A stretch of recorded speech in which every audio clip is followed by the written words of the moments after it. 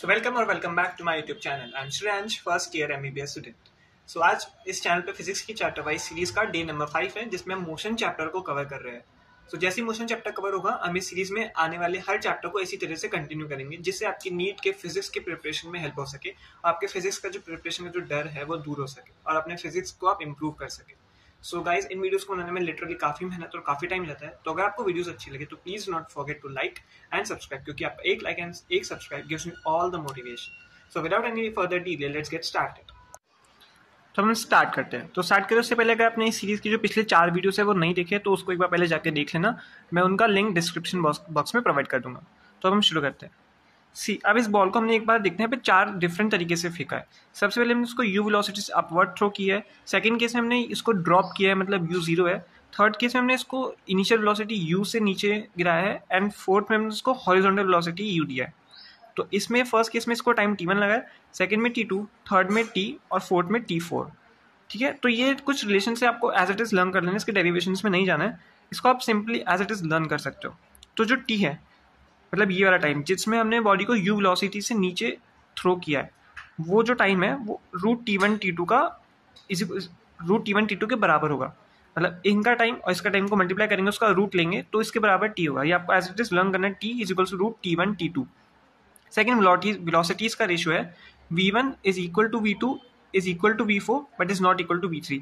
इन तीनों की वेलोसिटी जो ग्राउंड पे जब आके नीचे टच करेंगे, फाइनल वेलोसिटी जो v1 होगी वही v2 होगी, वही v4 होगी, बट ये सब बराबर होगी, बट v3 इन सबसे अलग होगी, is not equal to v3। Okay, और जो t4 है वो t के बराबर होगा। ये वाला टाइम और ये वाला टाइम दोनों बराबर होगा। मतलब u वेलोसिटी से आपने नीचे वेलोसिटी को प्रोजेक्ट किया या फिर अपने u वेलोसिटीज को हॉरिजॉन्टली प्रोजेक्ट किया, दोनों ही सिचुएशन में जो टाइम लगेगा वो सेम होगा। तो यहाँ पे आप t की जगह t4 भी लिख सकते हो। ठीक है, अब हम मूव करते हैं क्वेश्चन पे। A stone is dropped from height, then distance traveled by it in last 2 seconds is 100 meter. Then find the height from ground of dropping point. ठीक है, अब इसका हम सोल्यूशन देख लेते हैं। सी यहाँ पे हमने बॉडी को ड्रॉप किया तो उसको नीचे आने में लेट सपोज हम मान लेते हैं टाइम लगा t सेकेंड्स। ठीक है, अब उसने लास्ट 2 सेकेंड में जो डिस्टेंस ट्रेवल किया है वो है 100 मीटर। तो यहाँ पे बॉडी मान लेते हैं t-2 पे होगी। t-2 मतलब ये लास्ट 2 सेकेंड हो गए, तो ये डिस्टेंस कितना है 100 मीटर। ठीक है, उसको टोटल हमने माना है टाइम t लगा है, तो इसका टोटल जो डिस्टेंस होगा वो हम लिखेंगे हाफ GT², क्योंकि टोटल टाइम t है। और इस वाले के लिए जो टोटल डिस्टेंस होगा वो होगा हाफ GT-2 का whole square, half GT-2 whole square, क्योंकि यहाँ तक का टाइम t-2 है, पूरे का टाइम t है, तो इसलिए हाफ GT² और ये होगा हाफ GT-2 का होल स्क्वायर। और ये वाला डिस्टेंस जो है लास्ट 2 सेकंड्स का वो 100 मीटर को क्वेश्चन में गिवन है। तो हम ऐसे लिख सकते हैं half GT² minus half GT-T का होल स्क्वायर इक्वल 100 मीटर, क्योंकि इसमें से हम ये वाला माइनस करेंगे तो हमें पास यही बचेगा। तो हम इसको ऐसे लिख के देखते हैं, half GT² minus half GT-2 whole square is equals to 100, क्योंकि इसमें से हम ये माइनस करेंगे तो हमें पास यही बचेगा। इसको आगे हम सॉल्व करते हैं। तो उसमें हाफ g हम कॉमन ले लेते हैं, फिर हम लिखेंगे t² माइनस, अब t-2 का होल स्क्वायर को हम ओपन करेंगे तो वो कितना होगा t² minus 4 plus 4t is equals to 100। अब इसको हम आगे सॉल्व करेंगे तो half t² cancel, half GT-1 is equals to 100। तो इससे हमारे पास t कितना आएगा, t यहाँ पे हमारे पास आएगा 6 सेकेंड। यह हमारे पास क्या है टाइम, पर हमको क्वेश्चन में क्या पूछा है, height from ground of dropping point. तो हम इसको इस टाइम से हम इसकी हाइट निकालेंगे। h का फॉर्मूला क्या होगा, हाफ GT²। h हमें पता है h होता है ut plus half GT², but क्योंकि क्वेश्चन में हमने बॉडी को ड्रॉप किया है तो इसमें u 0 हो गया, तो simply h is equals to GT²। तो h is equals to half GT²। तो हम इसकी वैल्यूज पुट कर देंगे फॉर्मूले में, हाफ g की वैल्यू 10, t हमारे पास 6 आया तो t² विल बी 6²। इससे हमारे पास हाइट निकल के आ जाएगी 180 मीटर, क्योंकि हाइट जिससे हमने इस बॉडी को प्रोजेक्ट किया है, that is the total height this. Okay,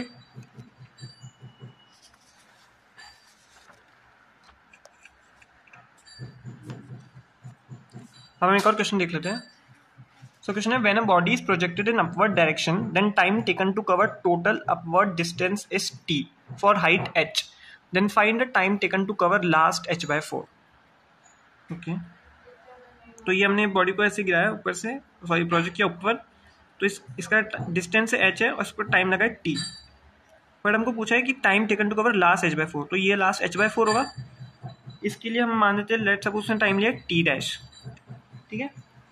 तो जो h के लिए उसके लिए टाइम कितना है t, तो h लिखेंगे हाफ जी टी स्क्वायर। अब h/4 के लिए कितना होगा, हाफ जी t' स्क्वायर, ठीक है। अब हम इसको 1/4 से मल्टीप्लाई कर देते हैं, इस वाली साइड को, इसको 1/4 से मल्टीप्लाई कर देंगे तो ये दोनों इक्वल हो जाएगी। तो हम लिखेंगे half G T square into 1/4 is equals to half G t' square. जब इसको हम सॉल्व करेंगे तो मेरे पास t' कितना आएगा, t/2, मतलब टोटल टाइम का हाफ टाइम लगेगा उसको लास्ट h/4 कवर करने के लिए। ओके, हम नेक्स्ट क्वेश्चन करते हैं। सो if water drops are falling from height 45 meter in regular interval of time, if fourth drop is just to fall, then first drop touches the ground, then find height of second and third drop from the ground। okay, सी इसमें water drops गिर रही है height से ground पे, ठीक है। तो इसमें लिखा है रेगुलर इंटरवल ऑफ टाइम में गिर रही है, मतलब एक ड्रॉप गिर रही है, उसके जो सेकंड ड्रॉप गिर रही है उन दोनों के बीच में हर बार टाइम सेम है। फर्स्ट ड्रॉप और सेकंड ड्रॉप के जो बीच का टाइम है वही सेकंड और थर्ड ड्रॉप के बीच का भी टाइम है, इसका मतलब regular interval of time. First drop, if fourth drop is just to fall then first drop touches the ground, मतलब फोर्थ ड्रॉप जस्ट नीचे गिरने वाली है, उस टाइम पे जो फर्स्ट ड्रॉप है वो ग्राउंड को टच कर गई है, तो ये फर्स्ट ड्रॉप और ये फोर्थ, यहाँ पे होगी बीच में थर्ड और यहाँ पे होगी सेकंड ड्रॉप, ठीक है। अब ये इन्होंने लिया रेगुलर इंटरवल ऑफ टाइम है, मतलब इसके बीच का टाइम भी टी है, इसके बीच का टाइम भी टी है और इसके बीच का टाइम भी टी है, और ये 45 मीटर हाइट से गिरी है, तो यहाँ हो गया हाइट 45 मीटर, ये टी ये टी ये टी, मतलब टोटल कितना हो गया हमारे पास 3t, ठीक है। हमारे पास यहाँ पे हो गया 3t। और जब बॉडी ऊपर से नीचे गिरती है तो उस केस में हमारे पास टाइम का फॉर्मूला क्या होता है, t is equals to √2h/g। इस फॉर्मूले को हम यहाँ पे अप्लाई करेंगे, तो t की जगह लिखेंगे 3t is equals to √2h की जगह लिखेंगे 45 अपॉन में g। इससे हमारे पास t निकल के आ जाएगा 1 सेकेंड, ठीक है। ये हमारे पास टाइम है 1 सेकेंड।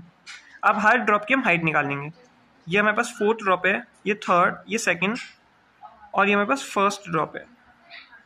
तो हमें पूछे सेकंड और थर्ड ड्रॉप का डिस्टेंस, तो हम सबसे पहले थर्ड ड्रॉप का डिस्टेंस निकालेंगे, ये हो गया h3 क्या होगा, half G T square, half into g कितना 10 और t कितना है, t कितना होगा, यहाँ 1 सेकेंड ही होगा क्योंकि हमारे पास t क्या है 1 सेकेंड, और यहाँ पे एक t लगा है तो t की जगह 1 हो जाएगा, 1 का square, that will come out to be 5। और h2 कितना होगा, हाफ जी टी स्क्वायर, उसमें लिखेंगे हाफ g की जगह हम लिखेंगे 10 इंटू टी का स्क्वायर। अब इसमें t क्या होगा, t प्लस t मतलब 2t हो गया, 2t कितना होगा 2 इंटू टी, और t की वैल्यू क्या है 1, तो 2 इंटू 1 इजगल्स टू 2, तो यहाँ पे t जो होगा वो 2 होगा, 2 इंटू 2 का स्क्वायर, तो ये कितना आएगा 20 मीटर। अब ये क्या है, हाइट फ्रॉम द अबव, हमसे पूछा गया from the ground, height from ground, तो ग्राउंड से निकालने के लिए इसको 45 में से माइनस कर देंगे, तो h3 कितना आएगा 45 minus 5 that is 40, and h2 कितना आएगा 45 minus 20 that is equal to 25 metre. ये हो गया थर्ड ड्रॉप का डिस्टेंस और ये हो गया सेकेंड ड्रॉप का डिस्टेंस फ्रॉम ग्राउंड। ये डिस्टेंस तो अबव से है, रूफ से, और ये वाला डिस्टेंस ग्राउंड से है, ठीक है।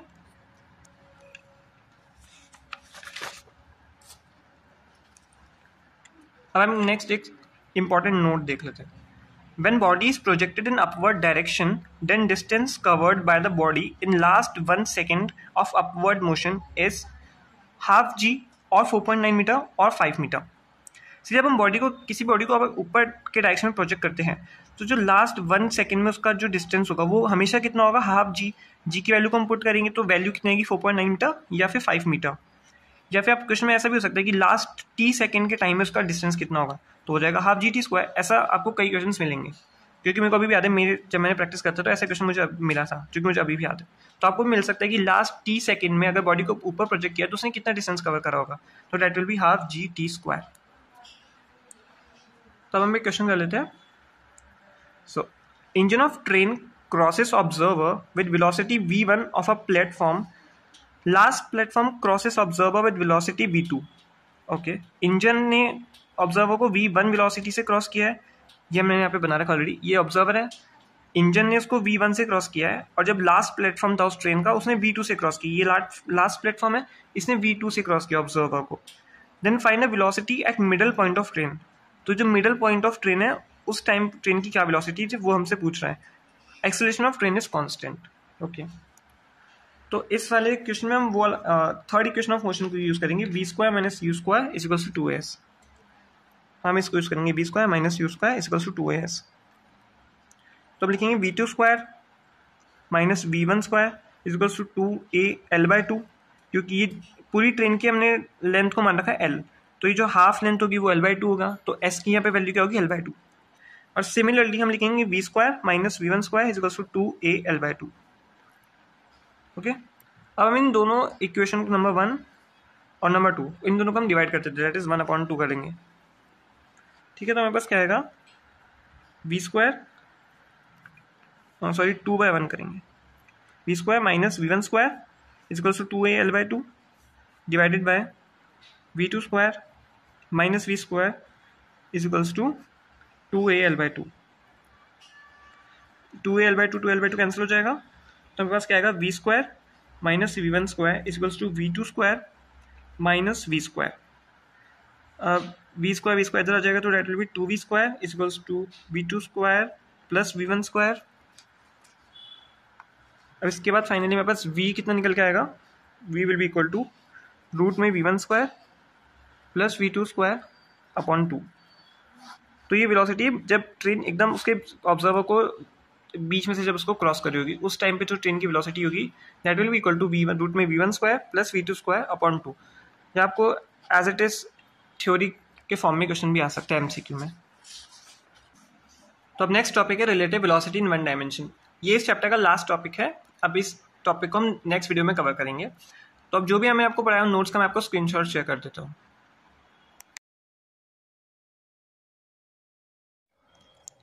तो इस वीडियो में यहीं तक, हम मिलते हैं नेक्स्ट वीडियो में। अगर आपको वीडियो अच्छा लगे तो प्लीज़ वीडियो को लाइक करना, चैनल को सब्सक्राइब करना फॉर मोर सच वीडियोस।